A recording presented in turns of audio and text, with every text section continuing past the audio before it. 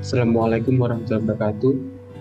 Izin Pak, izin Taruna Dewasa Nur Ahmad Judianto dari Prodi MTB 3B dengan nomor induk Taruna 20 24 13 4. Di sini saya akan menjelaskan tentang untuk yang pertama yaitu tentang peralatan operasi lokomotif DE, yang kedua yaitu ada persiapan pengoperasian lokomotif DE, dan yang selanjutnya ada prosedur pengoperasian dari lokomotif DE tersebut. Untuk yang pertama, pada PPT pertama ini saya akan membahas tentang peralatan operasi lokomotif DE.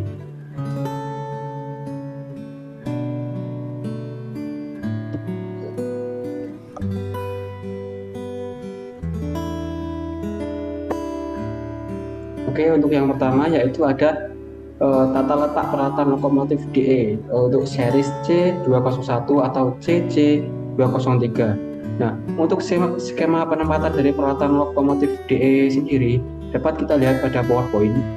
Itu kurang lebih seperti pada gambar tersebut untuk bagian-bagian komponennya, penataan rempah, dan juga pada peralatan lokomotif DE tersebut. Nah, untuk yang kedua yaitu peralatan pada switch panel atau SWP. Nah, untuk pada switch panel tersendiri ada beberapa komponen, yaitu ada ECS, EST, ESP, FBRB, GRRB, circuit break, dan juga ada beberapa lampu indikator yang tertera pada peralatan panel switch panel. Nah, selanjutnya dapat kita pahami lagi untuk secara detail dari bagian-bagian dari switch panel tersebut. Untuk yang nomor satu itu adalah turbo, ACN, pressure gauge. Yang selanjutnya ada fuel oil pressure gauge. Yang ketiga itu ada full top circuit break. Untuk yang nomor 4 itu adalah headlink circuit break. Yang nomor 5 adalah lubricating oil pressure gauge. Untuk yang keenam adalah auxiliary generator circuit break. Untuk yang ketujuh yaitu sinyal link switch. Untuk yang ke-8 adalah low water pressure like warnanya yellow. Untuk yang selanjutnya nomor 9 yaitu low battery charge leak. Selanjutnya nomor 10 yaitu low oil pressure leak. Untuk yang nomor 11 adalah success over fuel leak. Untuk yang nomor 12 yaitu ground relay leak. Untuk yang ke-13 yaitu fire leak. Untuk yang ke-14 yaitu low water level leak. Untuk yang ke-15 adalah engine air filter leak. Untuk yang 16 adalah hot engine leak. Untuk yang nomor 17 adalah auxiliary circuit break. Selanjutnya yaitu alarm. Untuk yang nomor 19 adalah baterai circuit break. Yang nomor 20 adalah control circuit break. Untuk yang nomor 21 yaitu cloud recline atau overload reset pushing button. Untuk yang nomor 21 adalah fuel pump atau engine air reset push button. Untuk yang nomor 23 adalah engine stop switch. Untuk yang nomor 24 adalah engine start switch. Untuk yang nomor 25 yaitu control combat light switch. Untuk yang ke-26 yaitu engine control switch. Dan nomor 27 adalah engine room light switch. Nomor 28 yaitu dynamic brake cut off switch. Yang ke-29 adalah walk light switch. Nah, peralatan pada switch panel itu yang pertama adalah engine control switch atau disebut juga ECS pada switch panel SWP. Engine control switch ini berfungsi untuk mengendalikan lokomotif. Nah, dapat dilihat pada gambar yaitu ada idle, pump, start, run, ataupun stop.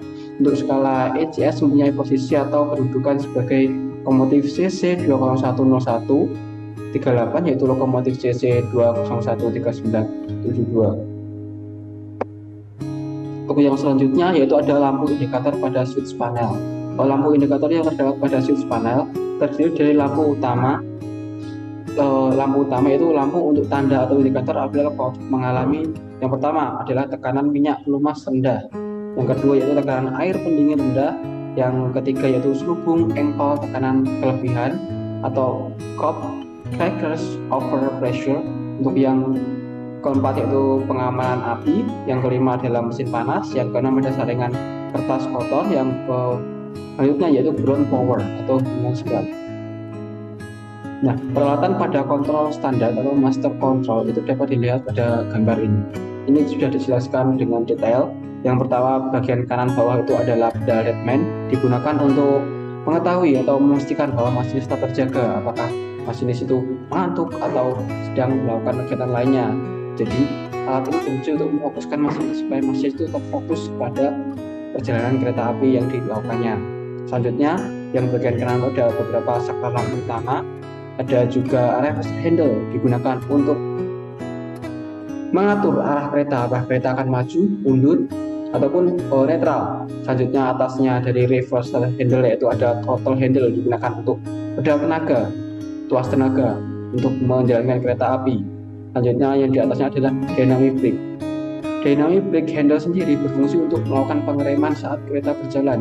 Pengereman ini efektif dilakukan ketika kereta itu melakukan kecepatan sekitar 40 ke atas. Ketika kecepatan 40 ke bawah itu kurang efektif jika menggunakan dynamic brake handle. Selanjutnya ada load meter, ada manometer udara untuk melihat tekanan udara. Selanjutnya ada horn atau seluling digunakan untuk mengetahui kemudian kereta. Selanjutnya pada kiri ada automatic brake handle.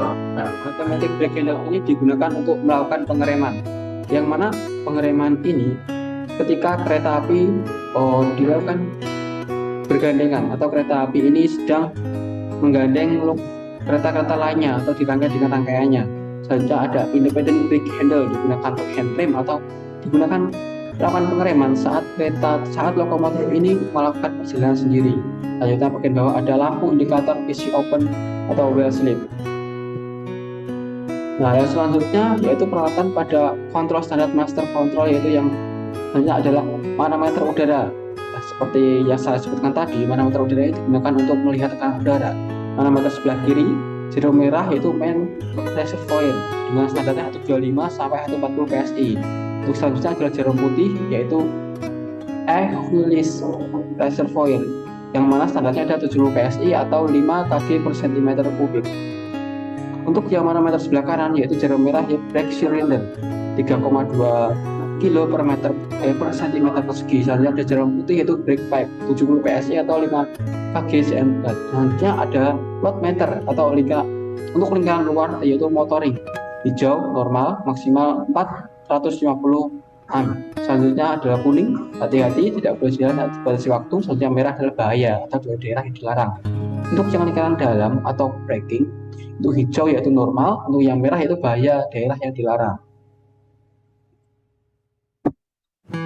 Untuk yang selanjutnya adalah automatic brake valve, yaitu pengereman yang bekerja secara otomatis untuk merilis atau mengerem lokomotifnya sendiri beserta rangkaian kereta api. Nah, automatic brake ini sama halnya yang saya jelaskan dengan tadi, digunakan untuk melakukan pengereman jika dan hanya jika lokomotif ini melakukan atau membawa rangkaian. Jadi ketika mengerem itu maka semua rangkaian akan ikut melakukan pengereman dikarenakan automatic brake ini sudah terhubung pada kereta-kereta yang dibawanya. Untuk automatic brake sendiri itu ada beberapa posisi atau kuadrat, yaitu yang pertama ada release, yang kedua yaitu minimum reduction, yang ketiga ada service, yang keempat ada supervision, yang kelima adalah handle off, dan yang terakhir adalah emergency. Emergency ini digunakan apabila kereta itu dalam keadaan gawat dan tidak dapat digunakan atau tidak boleh digunakan jika kereta tidak melakukan keadaan emergency atau yang katakan gawat darurat. Untuk yang selanjutnya adalah cut off pilot valve, berfungsi sebagai double heading cox, yaitu in. Untuk posisi ini pada lokomotif layak dapat diubah menjadi posisi pas pressure penumpang, dan posisi FRT flag atau barang, yaitu posisi pada saat automatic brake valve dilayani. Out yaitu posisi pada saat automatic brake valve tidak dilayani atau pada saat multiple unit sebagai lokomotif pengikut atau dibagikan sebagai perangkai. Nah, ini pada ini berarti lokomotif ini digunakan sendiri atau melakukan pengereman atau tidak dirangkai. Ketika dibuat out, maka lokomotif ini dijadikan sebagai kereta atau mungkin ditarik oleh lokomotif lainnya. Mungkin lokomotif sedang rusak atau sedang mengalami gangguan, maka dari itu lokomotif ini ditarik oleh lokomotif lainnya sehingga digunakan mode out. Lalu yang selanjutnya adalah independent brake handle. Nah, independent brake handle sendiri ini digunakan untuk melakukan pengereman ketika lokomotif berjalan sendiri tidak membawa rangkaian, ataupun dapat digunakan sebagai handrem ketika lokomotif membawa rangkaian dan melakukan parkir. Untuk posisinya yang pertama yaitu release, yaitu posisi pelayanan rem, dan kedua yaitu aplikasi, yaitu posisi pengereman atau melakukan pengereman. Selanjutnya ada reservoir handle. Untuk reservoir handle ini digunakan untuk mengendalikan arah tujuan lokomotif Yang pertama ada maju, netral, dan yang ketiga adalah mundur. Digunakan sesuai kebutuhan, apakah kereta atau lokomotif ini ingin maju atau ingin mundur atau sedang melakukan pengereman atau berhenti, yaitu di tempat netral. Terus selanjutnya ada dynamic brake handle. Untuk dynamic brake handle atau gagang rem dinamis digunakan untuk mengendalikan pengereman dan bekerja secara elektrik. Mempunyai posisi off dan setup, di mana rentan pengendalian mulai dari kedudukan B1 hingga B8, yaitu full, dengan gerakan bebas tanpa noting. Untuk pembatasan tahap mekanik interlocking, mekanik saling mengunci di antara satu gagang dengan gagang lainnya. Mencegah gagang rem dinamis dapat digerakkan di luar kendali ke kedudukan di luar off, kecuali gagang throttle dan RH. Nah, ini dynamic brake ini dapat digunakan jika pada throttle itu diposisikan pada 0 atau idle. Untuk throttle jika dimasukkan pada idle, maka dynamic brake dapat digerakkan. Nah, ini digunakan sistem yang namanya yaitu interlocking, di mana ketika melakukan gas dan rem, maka itu tidak efektif, akan membuang-buang tenaga atau energi. Maka dibuat ketika melakukan pengereman, untuk gasnya itu harus 0, jadi tidak boleh melakukan gas saat mengerem ataupun sebaliknya. Untuk yang selanjutnya yaitu throttle handle. Throttle handle atau gagang tenaga digunakan mesin untuk mengendalikan putaran mesin diesel saat beban kosong ataupun tidak. Untuk throttle handle dapat digerakkan pada saat MD itu beban kosong, dan juga lokomotif bertenaga atau gagang handle. Nah, selanjutnya yang ketujuh yaitu ada lampu indikator yang ada di kontrol roda slip, slip. Penganan ini akan bekerja apabila roda lokomotif mengalami slip. Ya, selanjutnya yaitu pengawas keamanan. Nah, pengamanan ini akan bekerja apabila roda lokomotif mengalami slip. Sama halnya dengan penanganan agar lokomotif ini tidak membuang-buang energi karena terjadi slip tersebut. Untuk yang selanjutnya itu pedal deadman. Pedal deadman ini sempat saya singgung atau sempat saya jelaskan tadi, bahwa pedal deadman ini ada dua jenis, yaitu pedal deadman yang seharusnya diinjak terus menerus, dan juga pedal deadman yang harus selalu diinjak dan diinjak maksimal 60 detik dan dilepas maksimal 5 detik. Nah, itu tergantung pada jenis lokomotif yang ada. Untuk pedal deadman yang harus selalu diinjak terus menerus ini hanya ada pada lokomotif jenis lama. Untuk jenis baru, mereka menggunakan diinjak maksimal 50 detik dan dilepas maksimal 5 detik, atau sebaliknya, dilepas maksimal 50 detik dan diinjak maksimal 5 detik.